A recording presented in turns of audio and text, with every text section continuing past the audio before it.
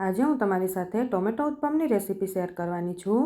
પણ આ ટોમેટો ઉત્પમ આપણે એકદમ અલગ રીતે બનાવ્યા છે, તો કેવી રીતે બનાવ્યા એ આપણે જોઈ લઈએ। આ માટે ઢોસાની લોઢી પર થોડું પાણી છાંટીને આપણે કોરું કપડું ફેરવી દઈએ। પછી આપણે ઢોસાનું બેટર પાથરવાનું છે। ઢોસાના બેટરની રેસીપી મેં તમારી સાથે ઓલરેડી શેર કરેલી છે। અહીંયા આપણે ટોમેટો ઉત્પમ બનાવીએ છીએ, તો ઢોસાની જેમ એકદમ પતલું નથી કરવાનું, થોડું જાડું પાથરવાનું છે। પછી તેના પર આપણે ટમેટાં પાથરી દઈએ। ટમેટાને એકદમ ઝીણા કટિંગ કરી લીધા છે। પછી તેના પર લીલું મરચું પાથરી દઈએ। લીલું મરચું તમે વધારે ઓછું કરી શકો છો।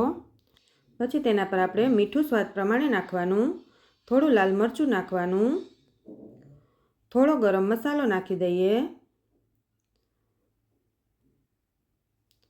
પછી તેના પર આખું જીરું અને થોડું ધાણા જીરું નાખી દેવાનું છે। પછી લીલા ધાણાને ઝીણા સમારીને નાખી દેવાના છે। બધું સારી રીતે મસાલો થઈ જાય પછી આપણે તેના ઉપર ફરીથી ઢોસાનું બેટર પાથરવાનું છે। ઢોસાનું બેટર પાથરશો એટલે થોડું બેટર બહાર નીકળશે।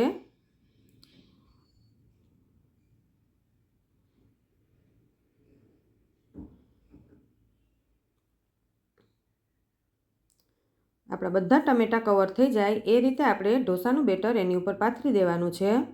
પછી 1 ચમચી જેટલું તેલ નાખી દેવાનું। 2 મિનિટ માટે ઉત્પમ ચડે એટલે ઢોસાનું બેટર જે સાઈડમાં નીકળ્યું છે એ આસાનીથી નીકળી જશે। તો આપણે તેને સાઈડમાંથી કાઢી લેવાનું।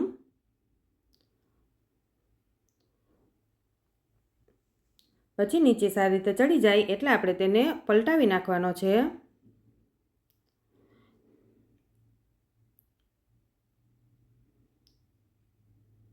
પછી એ સાઈડ પણ આપણે થોડું તેલ નાખી દેવાનું। પછી બંને સાઈડ આપણે સારી રીતે શેકી લેવાનો છે।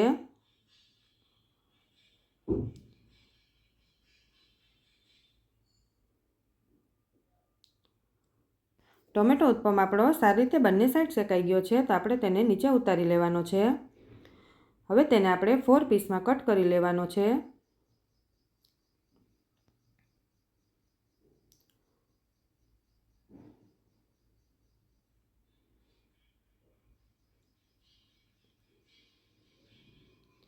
અંદરથી પણ એકદમ સરસ રીતે શેકાઈ ગયો છે। તો હવે આપણે તેને એક પ્લેટમાં લઈ લેવાનો। દાળિયા કોપરાની ચટણી અને સોસ સાથે આપણે તેને સર્વ કરી દઈએ। દાળિયા કોપરાની ચટણીની રેસીપી પણ મેં તમારી સાથે શેર કરેલી છે। તો તૈયાર છે આપણો સેન્ડવિચ ઉત્તપમ। તમે ઘરે જરૂરથી ટ્રાય કરજો। જો તમને મારો વિડીયો ગમ્યો હોય તો લાઇક, શેર અને સબસ્ક્રાઈબ કરવાનું ના ભૂલતા।